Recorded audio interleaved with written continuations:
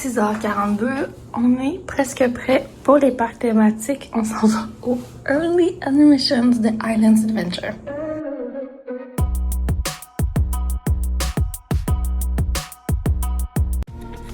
Le premier autobus vers le City Walk à Universal débute généralement 1 heure avant l'ouverture du premier parc thématique. Ce matin-ci, Islands Adventure ouvrait ses portes à 8 heures du matin pour les visiteurs avec le Early Admission. Donc, ça veut dire que le premier bus partait du Aventura Hotel à 7 heures du matin. Donc, vers 6h45, on s'est rendu au lobby pour se diriger directement à l'arrêt d'autobus qui est tout à côté. Et à 7 heures, eh bien, l'autobus est arrivé et nous étions assez rapidement arrivés au City Walk.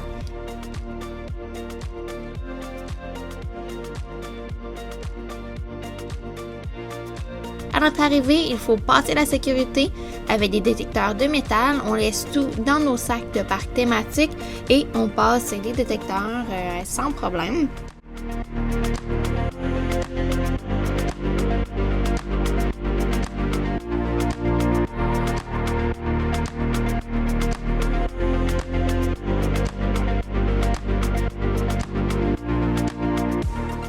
Ensuite, nous avons pris la file d'attente pour les passes annuelles qui est à gauche complètement de Islands Adventure.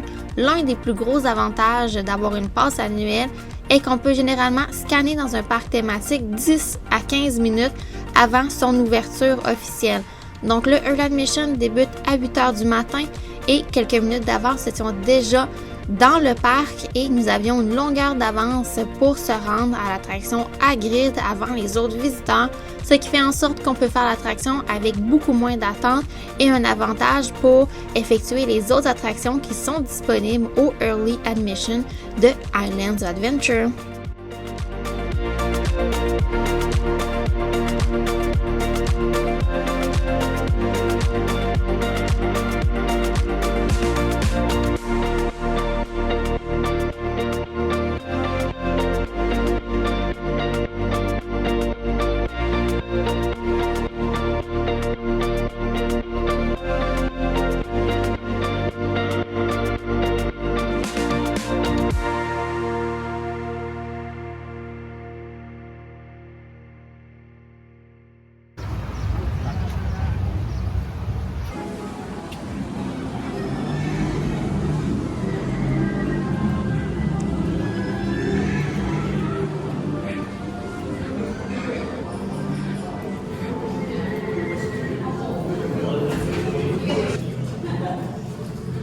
Any of you wandering off now?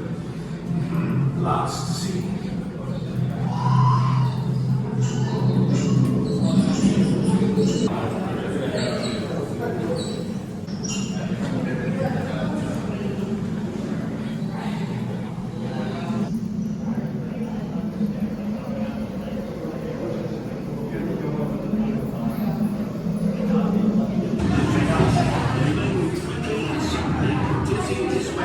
« 8h11 et on est sorti de Hagrid.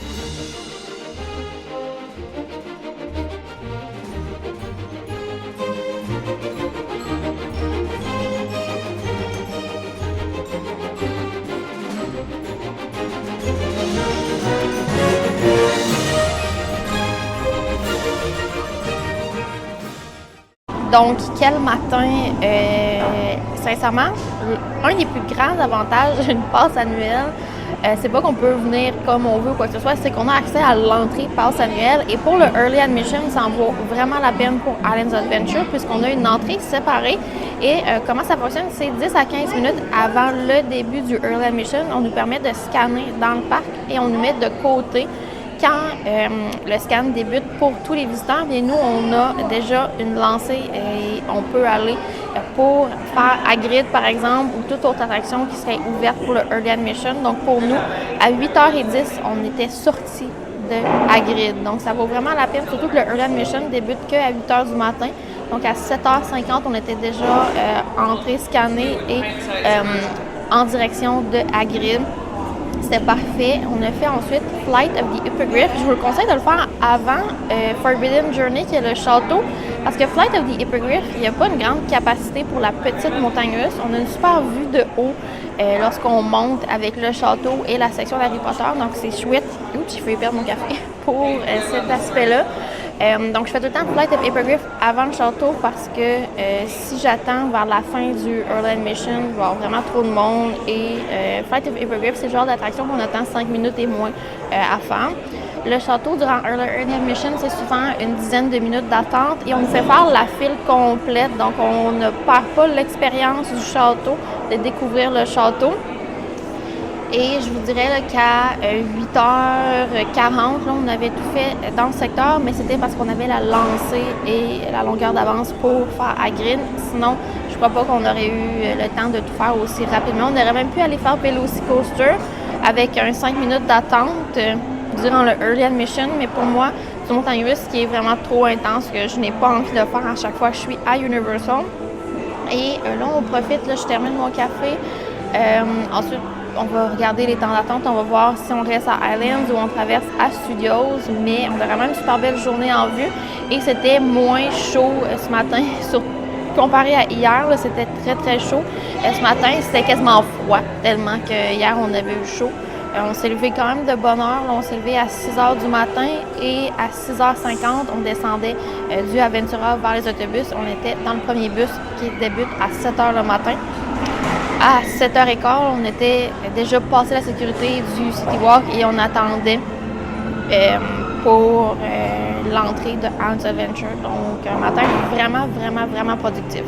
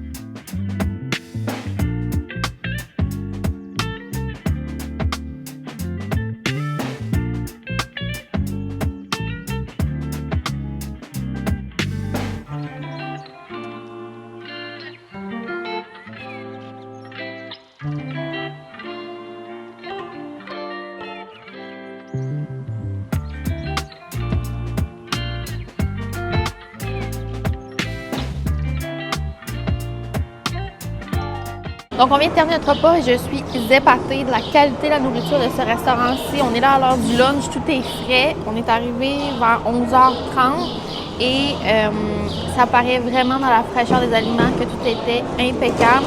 L'assiette de wings, là, de Raptor, dans le fond, des wings de poulet, c'est un des meilleurs plats que j'ai mangé dans un parc thématique et je dirais même que c'est 100 fois meilleur que le Satuli Canteen pour cette assiette-ci. C'était ultra savoureux. J'ai adoré la salade également. La vinaigrette était très bonne.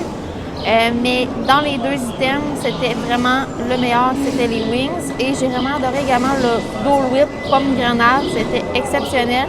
Je vous avais dit l'année dernière là, que Universal manquait un peu de snacks et là, ils se sont vraiment repris. C'est vraiment un des meilleurs snacks que j'ai pris dans un parc thématique. Je trouve que le Dole Whip pomme grenade est même meilleur qu'un Dole Whip traditionnel à Disney World, donc ça en vaut vraiment la peine. Je donne une note de 12 sur 10 pour ce restaurant-ci. Venez, venez, c'est le restaurant que je vous recommande le plus dans le parc thématique Islands Adventure en quick service.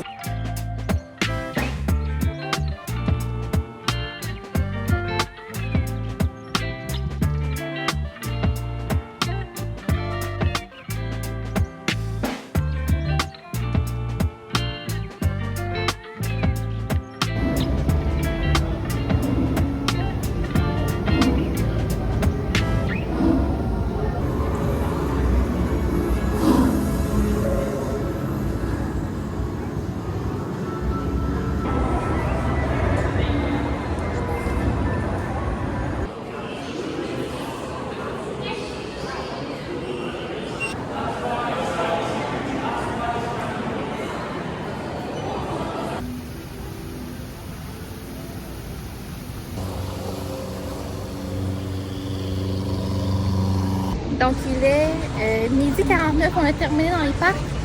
Le lunch était super au Thunder Falls, sincèrement, je vous le recommande fortement. Ensuite, on a fait le train d'Harry Potter et on est sorti de Universal Studios et là, on s'en va à la Marina pour prendre le bateau jusqu'au Sapphire Falls qui est juste annexé au Aventura. Donc, ça nous fait une balade assis, un peu moins de marche que d'aller aux autobus du City Walk. Et quand on arrive au Sapphire, on monte au lobby, on traverse le lobby et on s'en va vers le Aventura, donc c'est super efficace.